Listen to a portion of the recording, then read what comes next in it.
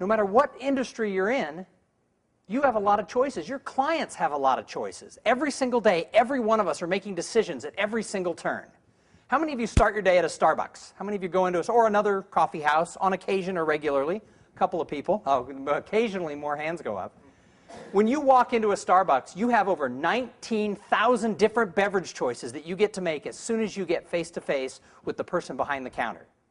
19,000 choices. And people are like, what are you talking about? Well, when you think about the fact that they have 4 sizes, they've got usually 3 flavors of coffee and a decaf. Then you get over to the specialty drinks where they're making the espresso drinks, and you've got like those 30 different types of syrups, and you start thinking about decaf and regular. When you start doing the math, it's 19,000 choices that you have. Yet every time I walk into a Starbucks, I order a grande non-fat vanilla latte. Every single time. Why do I do that? I know I like it. I know the grande non-fat vanilla latte. I like the grande vanilla latte. I know what I'm going to get from a grande non-fat vanilla latte. And that's why in business, our incumbents have such an advantage when they're doing business with people, because the client knows what they're going to get. They're happy with that. I'm positive that the mocha tastes really, really good. But I go with the grande non-fat vanilla latte every single day because I know it, I like it, and I trust it. Another example is the Oreo cookie. I'm going to be really honest. I am a really, really big fan of the Oreo cookie. I think Nabisco hit a home run. When it comes to mass-produced cookies, nobody does it as well as the Oreo. Yet now you can get the Oreo in 19 different flavors and colors. They make them in red and green at Christmas. They make them in orange at Halloween. They make them in mint. They make them in mocha. They make them with white cookies and chocolate cream and white cookies. I don't want this many choices when I'm going for a cookie. I don't want that. If I'm going to be really, really wild, I'm going to go double stuff, but that's as far. But really, that's as far as I want to go. I don't want to be making choices when I'm going for the cookie. So I knew we were going to be meeting here in this law firm, in this beautiful space, and so what I did is I Googled the term law firm and found out that when you Google that term, you get over 40 million pages on Google that you can turn to. That's a lot. So I thought, well, let's take that down a little bit farther, and I Googled law firm Austin, and you still get almost 2.5 million pages that you can go to. So competition is everywhere, and it's not going away. I have not talked to a single person in a single industry who has told me that, I don't have any competition. They've all closed up and left town. Every single person that I talk to, every single one of the clients that the company I work for works with, everybody says competition is there, it's strong, and it is not going away. So why would you do this? You build a network. I mean, there's a commitment involved. Time spent serving your clients today, time spent billing, time spent doing the work that you have to do, that's today's revenue. I'm not here to tell you that that's not important. It is important. That's how we all get paid. We've got to do a great job for the clients that we already have. But building a network of professional contacts who can and will refer you business, that's an investment in tomorrow.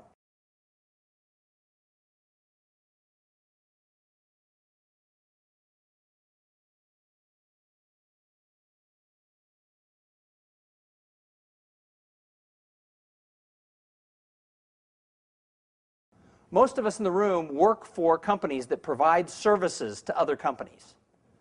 Well, when we do that and we look really close at service provider companies, what we find is there's a lot of churn. Companies that we work with merge, they go out of business. For a series of reasons, they're not necessarily going to be guaranteed business tomorrow, the next day, 3 years from now. In fact, all of you think for a minute about who your 5 largest clients have been in the last 12 months. And then ask yourself, is that the same 5 companies? Is that the same 5 companies that were my largest clients in 2002? In most cases, people tell me no. That means that 5 years from now, the clients that you're working so hard for one reason or another, won't be there. Or might be there, but in a smaller size. So what do you have to do? You have to be thinking about how you can build that network so that you have a constant stream of clients that are coming in the door. And nobody can do this for you. You can't ask your assistant to go out and network for you. You can't ask your wife or your husband to go make you famous in the Austin business community. Honey, call me when I have a great reputation. You can't do it. You've got to do this yourself. It's the reason I call my book Some Assembly Required, because on Christmas morning, when that kid comes running down the stairs and there's a bicycle sitting there under the tree, the wow factor of that bicycle is huge. But what if nobody put the parts together? What if there were 2 tires, a chain, a frame, and some handlebars just strewn about? The excitement level's a lot less. So that's why some assembly is required if you're going to put together a professional network. But there's a lot of preconceived notions. When you all made the commitment to come here today to listen to me talk about networking, one of the things that came to your mind was exactly what you knew networking to be. So I'm going to ask you for just a few minutes to put away your preconceived notions. It's like the old movie The Breakfast Club. When they showed up for detention that morning, they knew who the prom queen was. They knew who the brain was. They knew who the thug was, the freak, the athlete. And at the end of the day, they discovered that it was all very different than what they thought when they walked in the door. So for the next few minutes, I'm going to ask all of you to please put away any preconceived notions about networking, and let's look at where you can go forward from here.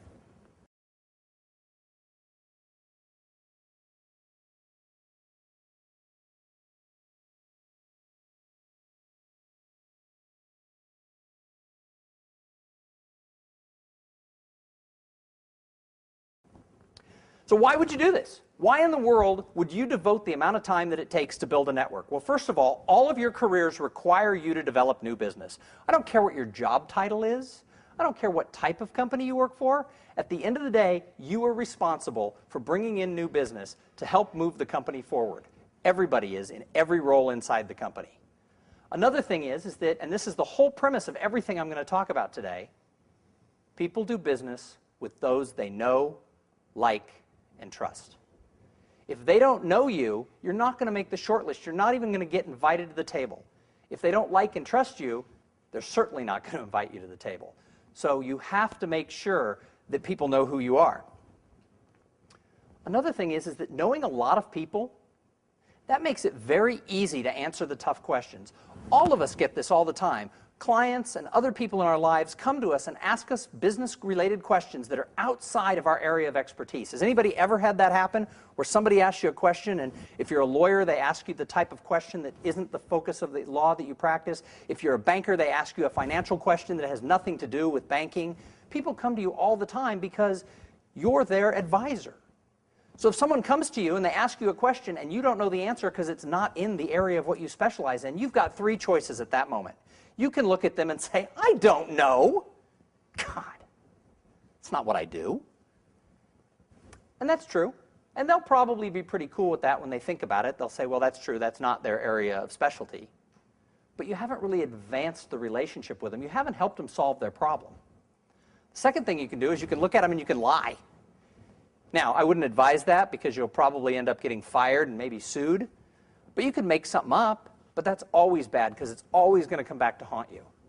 But the third thing that you can do is you can look at them and you say, you know what, that's outside of my area of expertise. However, I happen to know someone, and he is the best person in town to solve that exact problem. Can I take the time to introduce the 2 of you?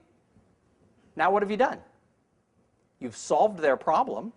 They're going to see you as the go-to person for anything that happens inside your industry or outside your industry. The second thing is you've sent a piece of business to somebody else who is now also thrilled with you. So you have 2 people who think, wow, you know, what a great person. And they're going to look for ways to help you in the future. Also, having a large network helps strengthen the visibility of not only yourself, but the firm you work for.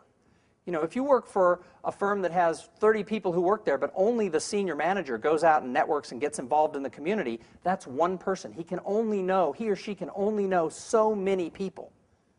However, if 30 people go out and get involved in the business community, all of a sudden those numbers become staggering as to how many people can know your firm exists. Because if you're out of sight, you're out of mind. So you need to be involved to help raise that visibility for the company that you work for. And then the final thing is, this helps strengthen your own visibility because it will further your own career. Opportunities come from people. Never once has a table or chair sent you an opportunity. All opportunities that have ever happened for you have always come from a person. So if you know the right people, you're going to get the phone call when there's a job opening. You're going to get the phone call when somebody needs to purchase your service. So you want to make sure that you're first of mind, that people know who you are.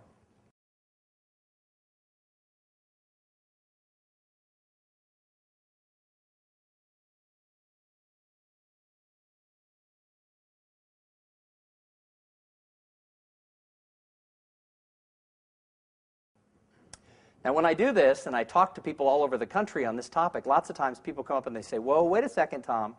You don't understand my industry. What you're talking about is visibility. And that's all nice. But in my industry, it's all about credibility. Well, I'm not here to dispute that. This isn't a contest. It's not a tug-of-war between visibility and credibility.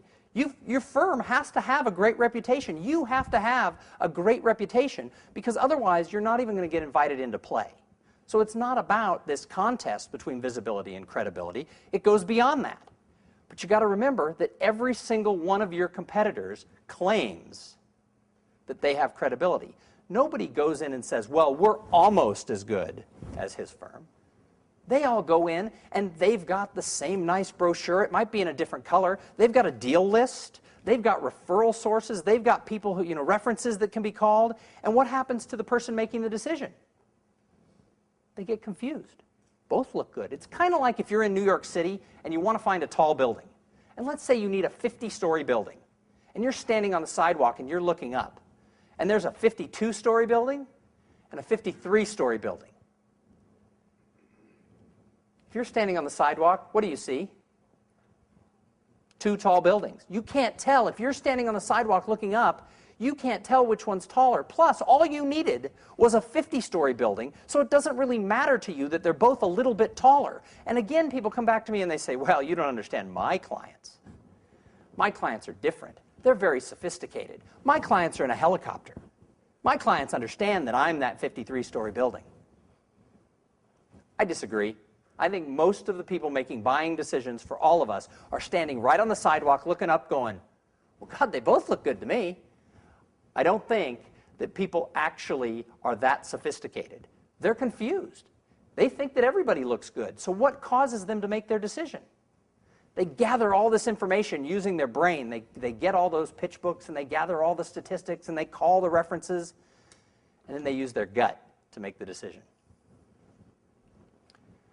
So if nobody knows you exist, all the credibility in the world doesn't matter. I was in one city speaking with a law firm, and they told me, we're the best kept secret in the legal profession. Well, what the heck was that? If nobody knows who you are, you're never going to get a chance to get the call. So you need to be out there telling people who you are and what you do, or it doesn't matter how good you are. It's kind of what I call the Kevin Costner School of Business. If you build it, they will come. People want to have this credibility. But at the end of the day, people don't wake up and get in the car and drive to a cornfield, to buy professional services. Someone has to know you exist. It can't just be claiming credibility. And the final thing is you don't want to confuse visibility and credibility. I understand that credibility is very important to every single one of us, but you can't ignore having that reputation.